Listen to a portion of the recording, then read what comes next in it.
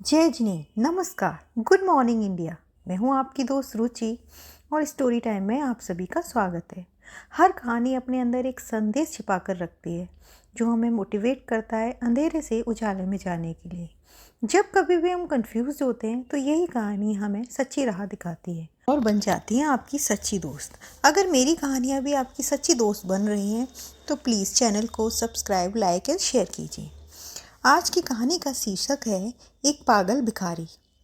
दोस्तों, जब बुढ़ापे में अकेला ही रहना है तो औलाद क्यों पैदा करें? क्यों इतना काबिल बनाएं उन्हें कि वे हमें बुढ़ापे में दर दर की ठोकरें खाने के लिए छोड़ दें? क्यों दुनिया कहती है, क्यों दुनिया मरती है औलाद के लिए? जरा सोचिए इस विषय पर। ये एक सच्ची गाथा है मराठी भाषा की, जिसे हिंदी में ट्रांसलेशन किया गया है। जीवन के प्रति एक नया दृष्टिकोण आपको प्राप्त होगा। हमेशा की तरह मैं आज भी परिसर के बाहर बैठे भिखारियों की मुफ्त स्वास्थ्य जांच में व्यस्त था। स्वास्थ्य जांच और फिर मुफ्त मिलने वाली दवाओं के लिए सभी भीड़ लगाए कतार में खड़े थे। अनायास सहज ही मेरा ध्यान गया एक बुजुर्ग की तरफ जो करीब एक ही पत्थर पर बैठे हुए थे।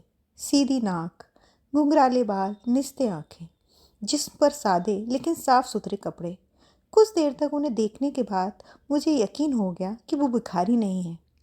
उनका दायां पैर टखने के पास से ही कटा हुआ था और करीब ही उनकी एक बैसाखी रखी थी। फिर मैंने देखा कि आते जाते लोग उन्हें कुछ ही दे रहे थे और वे लेकर रख रहते थे। मैंने सोचा कि मेरा अंदाज गलत था, वो बुजुर्ग भिखारी ही थे। उत्सुकतावश मैं उनकी तरफ बढ़ा तो कुछ लोगों ने मुझे आवाज़ लगाई, उनके करीब न जाए डॉक्टर साहब, वो बूढ़ा तो पागल है। लेकिन मैं उन आवाज़ों को नज़रअंदाज करता उनके पास पहुंच गया। सोचा कि जैसे दूसरों के सामने वे अपना हाथ फैला रहे थे वैसे ही मेरे सामने भी हाथ करेंगे। लेकिन मेरा अंदाज फिर चूक गया, उन्होंने मेरे सामने हाथ नहीं फैलाया। मैंने उनसे बोला, बाबा आपको भी कोई शारीरिक परेशानी है क्या? मेरे पूछने पर वे अपनी वैसाखी के सहारे धीरे से उठते हुए बोले, good afternoon doctor, I think I may have some eye problem in my right eyes. इतनी बढ़िया अंग्रेजी सुनकर मैं अवाक रह गया। फिर मैंने उनकी आंखें देखी। पका हुआ मोतियाबिंद था उनकी आंखों में। मैंने कहा, बाबा ऑपरेशन कराना होगा। मोतियाबिंद है? बुजुर्ग बोले, oh cataract, I had cataract operation in 2014 for my left eyes in Ruby hospital. मैंने पूछा, बाबा आप यहाँ क्या कर रहे हैं? उन्होंने कहा, मैं तो यहाँ रोज़ ही 2 घंटे भीख मांगता हूँ सर। मैंने कहा, ठीक है बाबा, लेकिन क्यों? मुझे तो लगता है कि आप पढ़े लिखे हैं। बुजुर्ग हंसे और हंसते हुए बोले, पढ़े लिखे? हाँ। मैंने कहा, आप मेरा मजाक उड़ा रहे हैं बाबा। तो उन्होंने कहा, oh no doctor, why would I, sorry if I hurt you. मैंने कहा, हर्ट की बात नहीं है बाबा, लेकिन मेरी कुछ समझ नहीं आ रहा। वो बोले, समझ कर भी क्या करोगे डॉक्टर? अच्छा ओके, चलो उधर बैठते हैं, वरना लोग तुम्हें भी पागल ही कहेंगे। और वे करीब एक वीरान टपरी पर बैठ गए। हम दोनों वहीं आपस में बात करने लगे। उन्होंने कहा, well doctor, I am mechanical engineer. मैं कंपनी में सीनियर मशीन ऑपरेटर था। एक नए ऑपरेटर को सिखाते हुए मेरा पैर मशीन में फंस गया था और मैं वैसाखी के सहारे आ गया। कंपनी ने मेरा इलाज का सारा खर्चा किया, पर बाद में कुछ रकम सौंपी और घर पर ही बैठा दिया, क्योंकि लंगड़े बैल को कौन काम पर रखता है सर। फिर मैंने उस पैसे से अपना एक छोटा सा वर्कशॉप डाला, अच्छा घर लिया। बेटा भी मैकेनिकल इंजीनियर है। वर्कशॉप को आगे बढ़ाकर उसने अपनी एक छोटी कंपनी और डाली। मैं चकराया और बोला, बाबा तो फिर आप यहाँ इस हालत में कैसे? तो उन्होंने बोला, मैं किस्मत का शिकार हूँ। बेटे ने अपना बिजनेस बढ़ाने के लिए कंपनी और घर दोनों बेच दिए। बेटी की तरक्की के लिए मैंने भी कुछ नहीं कहा। सब कुछ बेचकर वो अपनी पत्नी और बच्चों के साथ जापान चला गया और हम जापानी गुड्डे गुड़िया यहाँ रह गए। ऐसा कहकर वो हंसने लगे। हंसना भी इतना करुण हो सकता है, ये मैंने पहली बार जाना। फिर बोला, लेकिन बाबा आपके पास तो इतना हुनर है कि जहाँ लात मारेंगे वहीं पानी निकाल देंगे। अपने कटे हुए पैर की ओर ताकते हुए बुजुर्ग बोले, लात कहाँ और कैसे मारूं, बताओ तो मुझे।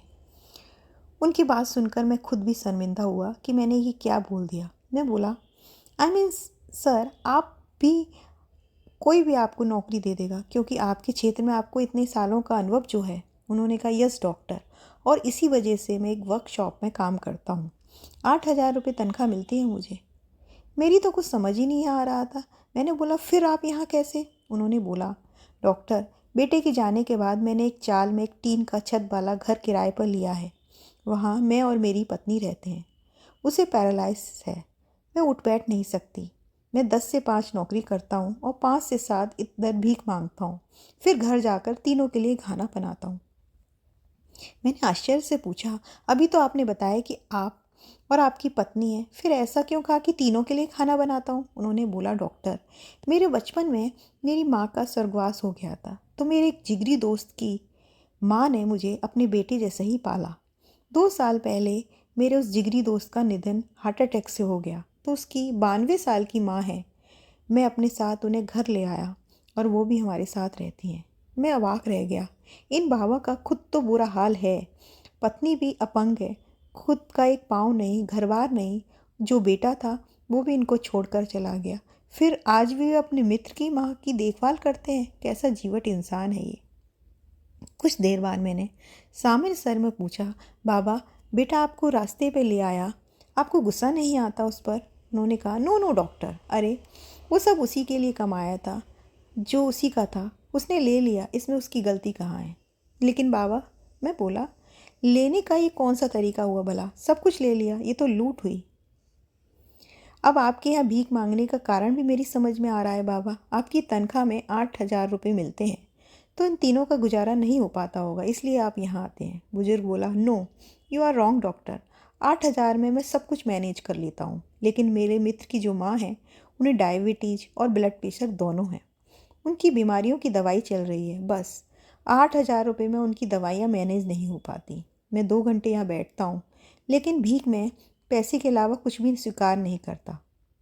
मेडिकल स्टोर वाला उनकी महीने भर की दवाएं मुझे उधार दे देता है, और यहाँ 2 घंटे में जो भी पैसे मुझे मिलते हैं मैं रोज़ मेडिकल स्टोर वाले को दे देता हूँ।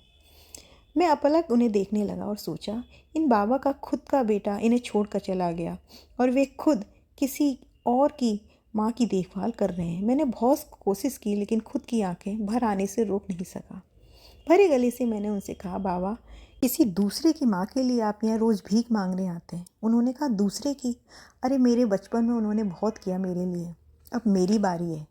मैंने उन दोनों से कह रखा है कि मैं 5 से 7 एक दूसरा काम करता हूँ। मैं मुस्कुराया और बोला कि अगर उन्हें पता चल गया तो? वो हंसे और बोले, अरे कैसे पता चलेगा, दोनों तो बिस्तर पर है, मेरी हेल्प के बिना वे करवट तक नहीं बदल पाती। और वो हंसने लगे। उनकी बात पर मुझे भी हंसी आई, लेकिन मैंने इसे छिपा लिया और बोला, बाबा अगर मैं आपकी माँ जी को अपनी तरफ से नियमित दवाएं दे दूँ तो ठीक रहेगा ना, फिर आपको भीख भी नहीं मांगनी पड़ेगी। वो बोले, नो डॉक्टर, आप भिखारियों के लिए काम करते हैं, माँ जी के लिए आप दवाई देंगे तो माँ जी भी भिखारी कहलाएंगी। मैं भी समर्थ हूँ डॉक्टर, उनका बेटा हूँ मैं। मुझे कोई भिखारी कहे तो चलेगा, लेकिन उन्हें भिखारी कहलाना मुझे मंजूर नहीं। ओके डॉक्टर, अब मैं चलता हूँ, घर पहुँचकर अभी खाना भी बनाना है मुझे। मैंने निवेदन स्वरूप बाबा का हाथ अपने हाथ में लिया और बोला, बाबा भिखारियों का डॉक्टर समझकर नहीं, बल्कि अपना बेटा समझकर मेरी दादी के लिए दवाएं स्वीकार कर लीजिए। अपना हाथ छुड़ाकर बोले, डॉक्टर अब इस रिश्ते में मुझे मत बांध दो प्लीज़, एक गया है हमें छोड़कर। आज मुझे स्वप्न दिखाकर कल तुम भी मुझे छोड़कर चले गए तो अब सहन करने की मेरी ताकत नहीं है। ऐसा कहकर बाबा ने अपनी बैसाखी संभाली और जाने लगे, और जाते हुए अपना हाथ मेरे सिर पर रखा और ममता भरी आवाज़ में बोले, अपना ध्यान रखना मेरे बच्चे। शब्दों से तो उन्होंने मेरे द्वारा पेश किए रिश्ते को ठुकरा दिया था, लेकिन मेरे सिर पर रखे हाथ के गर्म स्पर्श ने मुझे बताया कि मन से उन्होंने इस रिश्ते को स्वीकार कर लिया है। उस पागल कहे जाने वाले मनुष्य की पीठ फेरते ही मेरे हाथ अपने आप प्रणाम की मुद्रा में उनके लिए जुड़ गए। हमसे भी अधिक दुखी, अधिक विपरीत परिस्थितियों में जीने वाले ऐसे लोग हैं। हो सकता है उन्हें देखकर हमें अपने दुख कम प्रतीत हो और दुनिया में देखने का हमारा नज़रिया बदले। हमेशा अच्छा सोचें, हालात का सामना करें। अगर कहानी से कुछ प्रेरणा मिले तो जीव मात्र पर दया करना और परोपकार की भावना बच्चों में जरूर दें।